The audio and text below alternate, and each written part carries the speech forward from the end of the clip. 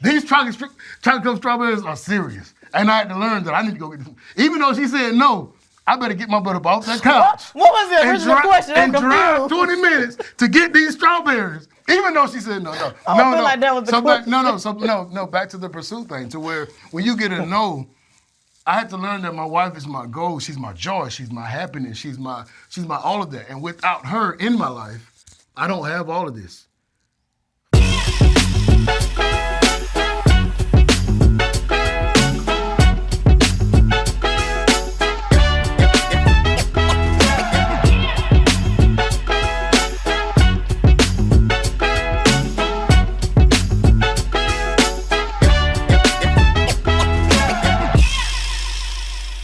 Welcome back to Heart Matters with James and Jessica Carter. On this particular episode, we're going to switch it up a little bit. This episode is going to feature questions that you all had from our episode that aired about 2 weeks ago on the art of the pursuit.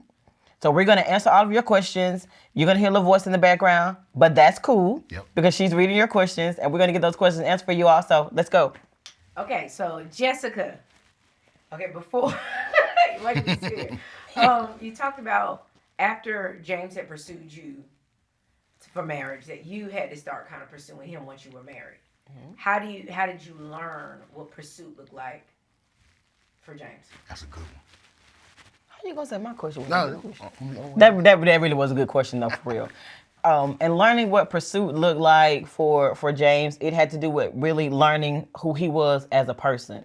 I had to also realize that just because it's something that I like, not necessarily what he likes. I think a lot of times we talk about our partners, understanding our partners' love languages, by Gary Chapman, who wrote the book, which was one of the books that we were given during our counseling session for marriage.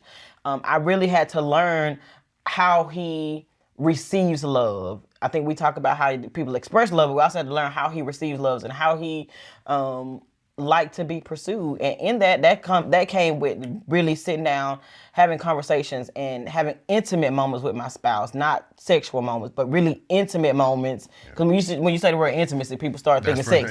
Intimacy goes so far beyond sex. It really is getting to know that person on a completely different level, the things that really moves them on the inside. And I had to learn that about James, and I think that's what helped me to pursue him better.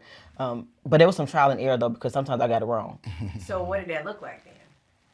When I got it wrong, I didn't. You got it right in. When you got it wrong? Well, when I got it wrong, it looked like he was just still the same. Like he was just like, "Oh, thank you." He's so loving and so kind that he's not gonna say, "Oh no, I don't like that." But I could tell when he's like, "Oh, thank you," that hey, that's not really his thing. But when he expresses himself in a specific way, I'm not gonna tell y'all because I'm just trying to be understanding and knowing, how to.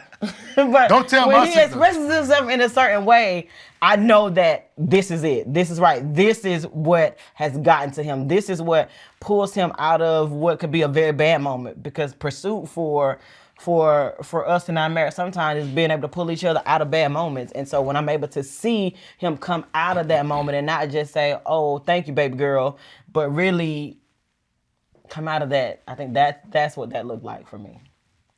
And James. Oh man. You sure you don't want to keep asking first? Because I just rambled a little bit. No, you're good. I'm just James, playing. and you got rejected twice. Ooh, let's talk about it. No. And a lot of men don't know how to deal with rejection. Yeah. And it doesn't just stop when you get the yes to girlfriend or yes to marriage. There are times when you don't get what you want. Mm-hmm. How do you learn how to pursue after rejection? That's good because a lot of guys, like you just said, and not just guys, me, because we've had this conversation before about communication. So I was not a good communicator, if you will. So my wife pretty much she had to teach me how to communicate. Like, a lot of us guys, if you say no to me, I don't want to talk to you no more, even though I know that this is good. Even like once we get into a relationship, I got friends who I know, we talk about this, just guy talk. I'm gonna talk to him just a little bit, just not too much stuff. But guys, we talk about certain things and we make dumb decisions to where I know I want a particular thing for my wife and I ask her for it and she says no. I walk away knowing that I really want this, we really need this, And her no wasn't her no, because sometimes women will say no and they don't mean no. And this is a true You statement. can't say that. Then people It's gonna a be true statement. I'm just confused. saying, like it's a true statement. Oh no, I don't mean that. No, I mean like y'all do not that. don't sue us, y'all. Please don't sue us. not no as in. Sir, I'm when not talking she about says sexual no, she means no. I'm okay? not talking about a sexual no. That's not what I'm talking about. Guys, get that right. Don't be out there hurting your wives. That's not what I'm talking about. I'm saying like my wife. If my wife tells me that, you know, she you want trying me. to be No, playing. serious. I'm saying like she want me to take the trash out, and I come in and I say, well, you want me to take the trash out? No, don't take it out. I'll do it. Like that means you need to start getting up and going and to do it. That's what I'm like. You went deep. I'm not talking about that. I was talking about like stuff like that, and like, We gotta clarify that, or if you like if you want me to go and buy you the chocolate covered strawberries you like, we talk about it all the time, you know. And I say, well, you want me to buy you some chocolate? I'm gonna go buy you. Don't buy me none. Don't worry about it. Don't worry about it. That doesn't mean don't do it. No, baby girl, it gets deep. These chocolate covered strawberries are serious, and I had to learn that I need to go get them. Even though she said no, I better get my butt up off that couch. What was the original question? I'm And drive confused. 20 minutes to get these strawberries. Even though she said no. I feel like that was the question. No, back to the pursuit thing, to where when you get a no, I had to learn that my wife is my goal. She's my joy. She's my happiness. She's my all of that. And without her in my life, I don't have all of this. I'll say this. Because I knew that my wife was what I had found, I couldn't let that go. You know what I mean? I couldn't, when we get into arguments, we get into certain situations. And I think a lot of times people marry because of lust. You know, you're lusting after opposed to you know, chasing the heart. Like you said before, that you had to learn my heart. You had to learn me deeper than the intimacy, you know. And because we had learned each other that deep, that much, I don't know how to say that. My country's coming out. Sorry about that, guys. That much more. That much more. Say both of them. Okay, perfect. See, that's what I need. I can't let her go nowhere. Because I start writing stuff and she'll say, stop. Send it to me before you send it out. And hey guys, in the studio, just quick. If y'all see a text something from me or email, it came from my wife. She fixed it all. Like, James don't even talk like this. What is this? No, I'm sorry. That's Next question.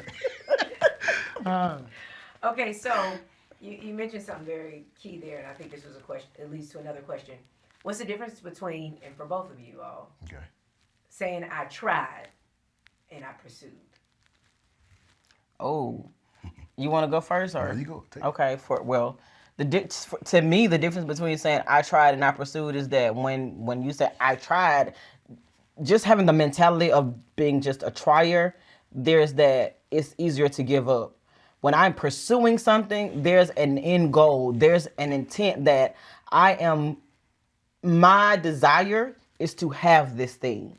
I'm not going to give up until I get that thing.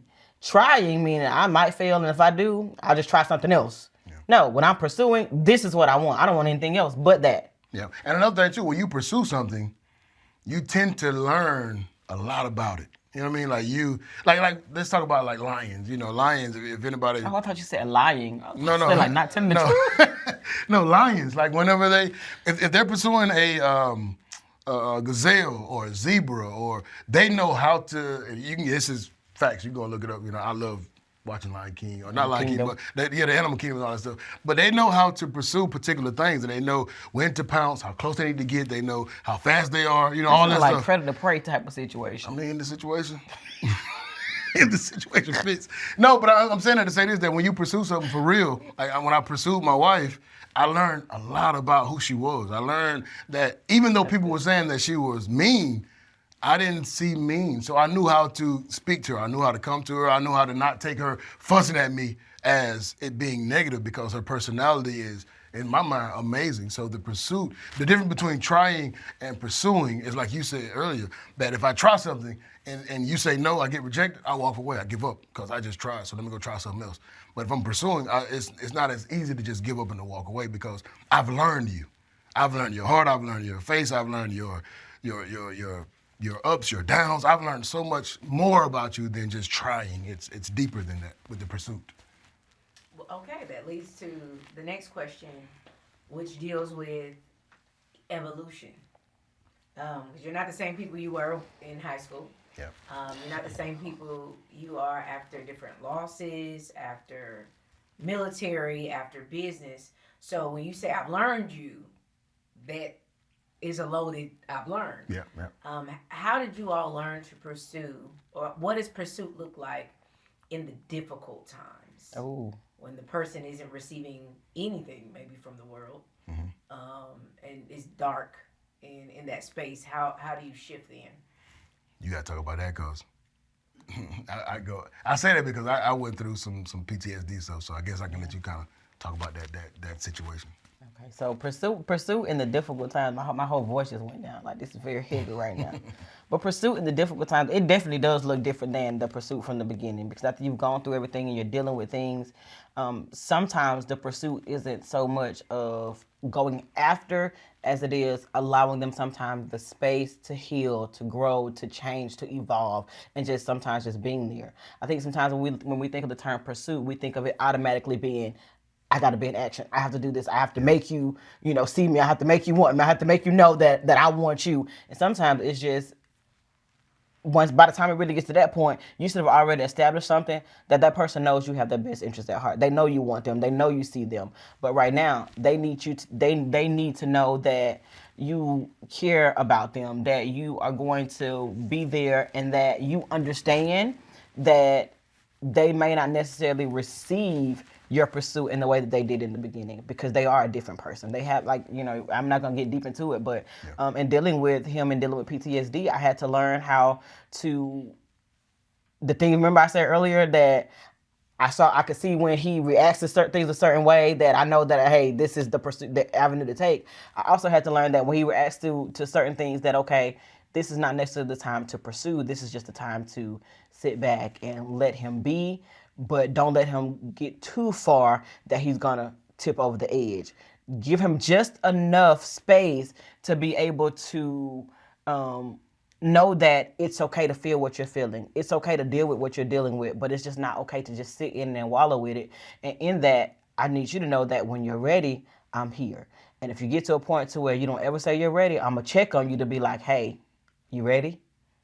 We good? We okay? I'm going to remind you that I'm here, because I think sometimes when you get so deep into it, and I don't want to get too deep into certain stories, but I think sometimes when we get so deep into certain things, that it could be hard sometimes to pull that person that you love out of that deep and that darkness that they're in, because of, for instance, the things that you've experienced, things you've had to see. Those of you out there who've gone to war and have had to experience that, you guys are probably very much aware of what I'm talking about, and the things that you've seen, things you've had to do that make you feel sometimes like not the person that you are. And I think for you in particular, it was more of, I don't even feel like myself.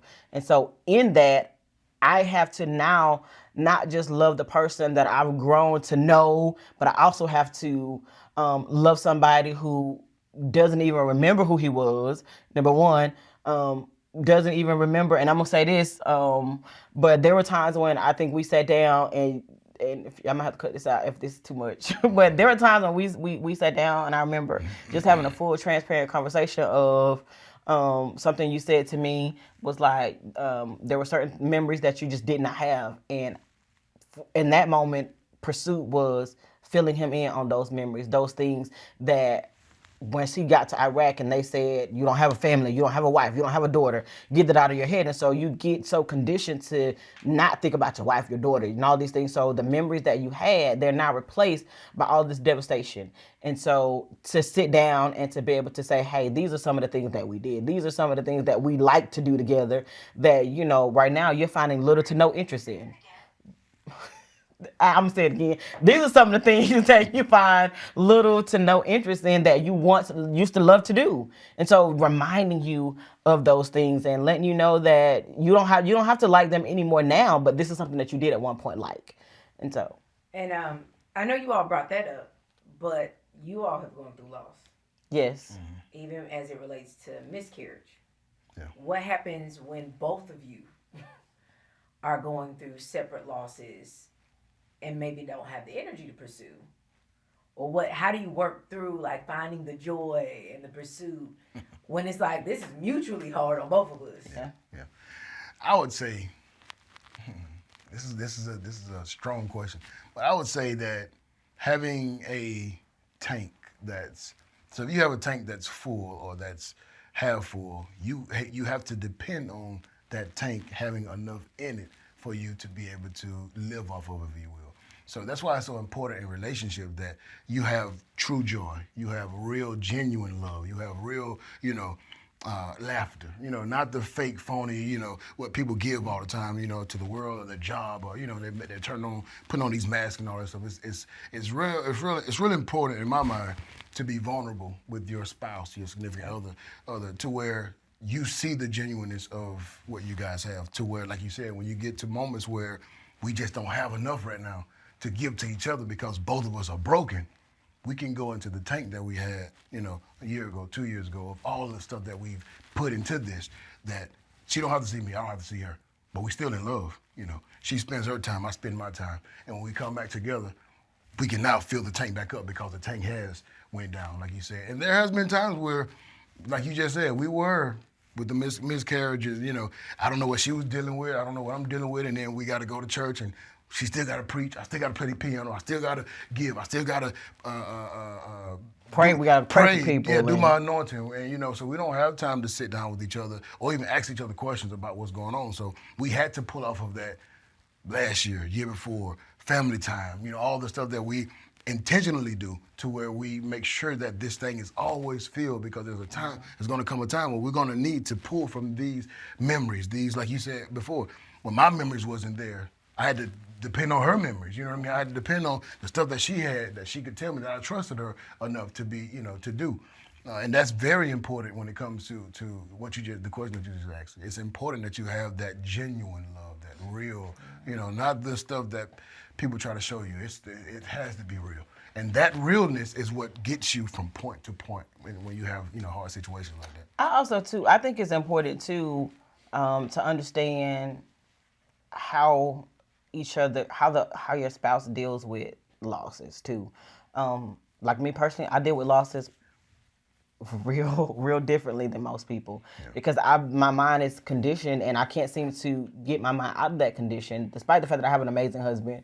But I'm conditioned that from one time I was a little girl is that I'm always the strong one. Gotta be there for everybody. So even through the losses and the miscarriages and all of those things, I literally, and I've testified before about it, I literally went to church the next day and preached the whole sermon like it was nothing. Not healthy at all. But won't let me say something to him. Didn't do what he's trying to tell me. Hey, you need to, and it's so funny because he's trying his best to be like the husband and baby, you okay? Like do this, but at the same time dealing with his emotions with the loss and all of that stuff. But me just like, oh, I'm good. Like I'm Gucci. Everything is fine. And all of a sudden, I go through this numbness where I don't really feel anything, to get to a point to where I remember one day I was just sitting there and I just started bawling. Like, I don't know, something happened, a dish broke or something, and I literally just started bawling. And glory be to God, he was just right there in the living room and he was like, "You okay?" I was like, "No." All I can do is just whisper, "No, I'm not okay." And he was like, "What's wrong?" I was like, "I don't know." Like, I literally did not know what to tell him that was wrong. And so we sat down and I just laid on his chest. Like, he just held me and he's like, "Come out of the kitchen, stop." And I just laid on his chest. And in that moment, he just let me feel. And a part of me was really, he's still empty too, because the same loss that I dealt with that's bothering me now, even though I'm not able to articulate it, deep down I know this is what it is. So I'm thinking to myself, he's dealing with the same thing. So now I don't want to tell him and put more on him, because I don't want him to have to carry an even extra burden or me feel selfish in this. But I love the fact though that through all of that, you never made me feel like I was being selfish. You never made me feel like I didn't understand that this was also affecting you. Because I think a lot of times when it comes to miscarriages and things like that, people don't realize that, physically as women, we are dealing with the physical aspect of it and some of the emotional aspects as well. But a lot of times we discount the fact that the father of that child has also lost something. He didn't go through the physical aspect of it all, but emotionally and mentally he has to deal with that.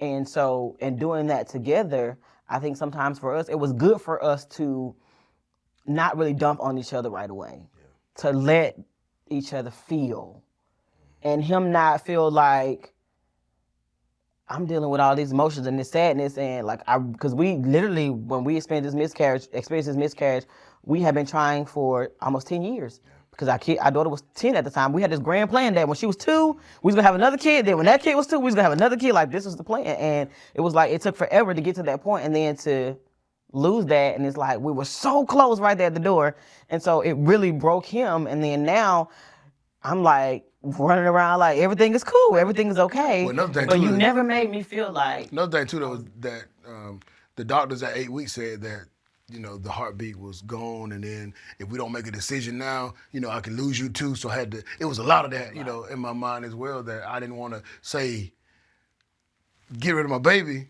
But if I say that and I say I got faith, I want my wife. What if something happened to my wife? Then for me to have you on the phone calling because you're on the ground and the ambulance is coming, it was like we just couldn't deal with all of the stuff that was happening at the time. it was a lot.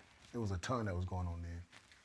All right. James, you mentioned laughter, like in keeping that tank full. And I know some people think you just laugh because you're just funny, but making your spouse laugh and keeping laughter is intentional, right? Like, I'm sure you learn ways to make her laugh. Today Oh, yeah. I'm gonna get a big laugh, and vice versa. Yep. How do couples pursue, or what are some things that you've learned even pursuing, like the laugh of the house? Like, I'm about to fill the tank today. Yeah.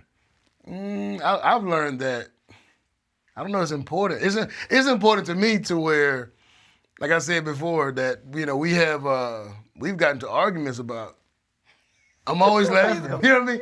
Because I know the importance of laughter because, growing up in my household, my mom was intentional about making sure that we had a lot of laughter because of some of the stuff that we had to go through, We didn't have a lot. My mama had 4 of us and, they couldn't buy us a lot of stuff. So one thing that we did have was love, and we had laughter, and that was intentional from my mom and through my family. So I feel like it is very important, and that, like you said, I had to learn how to not only make my wife laugh, I had to learn to make my kids laugh, my daughter, my sons. And we had other people that stayed with us, and I did the same thing with them. I made them laugh because that's important. It's important for relationship building. It's important for all of that because, and this, like I said before, the laughter is not just any laughter. It's genuine, real laughter, like real to where when your heart, like, that's why I love your mama so much. Because she comes up and she'll make our side hurt, like literally we're laughing that hard. And those are the times that I think family is, and people wait for Thanksgiving. They wait for Christmas when they get together in those seasons and they do it then. I think that should be something that you do all the time. To where when you do get into a dark place, like you said, or like I said earlier, that you can go and grab from the tank of remember when. Or like, my grandmama passed, and we used to laugh all the time as a family. And when she passed, we had to go and, pour from that tank of, she was always smiling. She would not want us to be like this. We got to, she want us to laugh. She would want us not to be this person or to be these, just depressed. Because depression also, I don't know if y'all know it, but they talk about it all the time that laughter, is medicine to the soul. That, people that get depressed, they go into certain sicknesses and it brings about illnesses and all that stuff. So that I'm very intentional about making sure. I'm very intentional about making sure my family laugh. We laugh all the time. I don't know if she wanted you to answer that question as well. Yeah, like how do you learn to make? Like, do you realize, like, are you intentional about, man, we haven't laughed in a couple days, or I haven't gotten this big laugh? I'm gonna be the one that's gonna make her laugh. No, it's funny because I'm the serious person in the relationship. So like you said, he gets to the point to where he wants everybody to laugh all the time, and it can be so annoying sometimes. As crazy as it sounds, it can be so annoying. But I can go about my day and somebody can do something completely awful, and I just want to go off, but a memory I pop back up of my husband doing something crazy, and rather than go off, I just burst out laughing. And I'm like, man, I wonder if they feel the same way about me that I feel about him when I'm mad at him and he's trying to make me laugh. I wonder if they're like, she's not serious and she's so irritating. But after years of being with him, I think I've kind of toned down on the seriousness of who I am so much that I've accepted the laughter, even in the moments when it may not necessarily be ideal for there to be laughter. It helps you to realize how insignificant some things that we stress about are. And that you definitely taught me that. So that was more so a better question for him by the laughter thing, because I'm definitely not as intentional with laughter. You also see how short life is, and I like to talk to a lot of people that are older, and they tell you all the time, I got really, really close older friends, and they used to tell me all the time, life happens so fast that it's not good to be mad and depressed. You know, I talk to people that's 70 years old. My granddad, my wife knew my granddad. My granddad is one of the funniest people I know to this day. So I was talking to him. I'm gonna tell y'all this real quick. I was talking to my granddad, and my granddad he has slight Alzheimer's, you know. So I call my mom. I'm on the phone with him, and he says, because he can't hardly hear either. His hearing is gone. So I said, hey granddad, how you doing? What? I said, how you doing? So he asked my mom, what that boy say? I said, how you doing? He said, he done got so old that I can't hear what he's saying. I started laughing so hard. I said, granddad. But that's just his personality. Even though he's going through memory loss, he's going through hearing loss, he's still laughing. He's still intentional about laughing. Because he knew what he was saying. He knew he couldn't hear me, but he was saying that. He did. Because he's saying that I've gotten so old that he can't hear me. And that's what makes it so funny that it's him and he does that all the time. But my granddad taught me laughter. He taught me, family, because he's intentional about family. He's crazy about family. But, yeah. Last question. Love my granddad, by the way. We talked about you all pursuing each other, but once you have kids, you have to pursue their hearts. Yeah. So how do y'all work together to now pursue these new people that weren't in your relationship before? You talk about that. They about to run me crazy. They about to run me crazy. But real quick, like, what are I got you. some ways that you all work together to learn to pursue the hearts of the children? One of the major ways, and I'll answer this, one of the major ways we work together to pursue the hearts of the children is understanding that we have 4. We have 3 that I birthed, and then 1 that my sister gifted me. Bless God for her. And in that, we had to learn that all 4 of those kids are 4 completely different individuals. Totally different. So in the things that we do to pursue one might not necessarily work on the other. And then we also had to realize that they're not us. I think some of the frustration we had last year probably, not even a few years back, was, now our girls are teenagers. And so it's like, what are y'all doing? And it's like we're fussing and but then I was like, babe, we really got to sit back and just listen because they are not us. They didn't grow up like we grew up. We've worked hard to give them a life where some of the things we experienced, they've never had to experience. So there's an expectation that we have of them that they're never going to be able to give us, not at this moment anyway. And in that, we had to realize, okay, what type of people have we helped to mold? Because outside of what we've taught them, there are some things that are just a part of their personality. And in that, and understanding that helped us to really pursue our kids. And to get to know them, we have to do stuff like we go on dates. We have to have girl days, where we go out as just the girls. And he has that times when he take the boys out. And then there are times when he takes the girls on dates and they go with their dad and they need to understand this is how you're supposed to be treated and things like that. And then sitting out having certain conversations with them, how was your day? A question as simple as, how was your day? You can learn so much from a teenager because it's that's like a loaded question. They open up, and in that opening up, they don't just share, what happened. They share the way things made them feel. I was so aggravated with, so-and-so because of that. And so now you begin to learn the things that aggravates them, the things that, make them happy. Oh my God, so-and-so came by my classroom and, they brought me this and it was just so cute. They just stopped by and handed this to me and it just made my day. Knowing the different things, hearing those type of things helped us to see that, okay, so you like surprises. You like just get popped up and things like that. Okay, so as your parents, then these are the type of ways that we have to pursue you. But in order to know that, you have to be willing to listen to your children. We'll talk more on that in a future episode, like you said. Listen to those children. All right, that's our last question. Y'all can wrap it up. Ooh, that was a lot. Y'all have a lot of questions, but we want y'all to keep them coming, okay? We love answering these questions for you all on tonight. We cannot wait for you all to put more questions in the comment sections of all these other videos so that we can answer them for you. I'm gonna let you go ahead. No, I was just saying, please do. Put the questions in there. We're definitely gonna dive into them, get deeper into them, and hopefully be able to give you guys genuinely our heart and, open up as much as we possibly can and show you guys what we had to go through to get to where we are now. And then we're still growing. Don't think that we made it. We're still literally growing. So thank you guys for watching. Hard Matters with JJC, James and Jessica. We have fun. Please keep laughing. And don't just let the dudes be the guys, because I know I got a lot of couple friends, and the guys are the ones that be funny all the time. Women, we want y'all to do some pranks.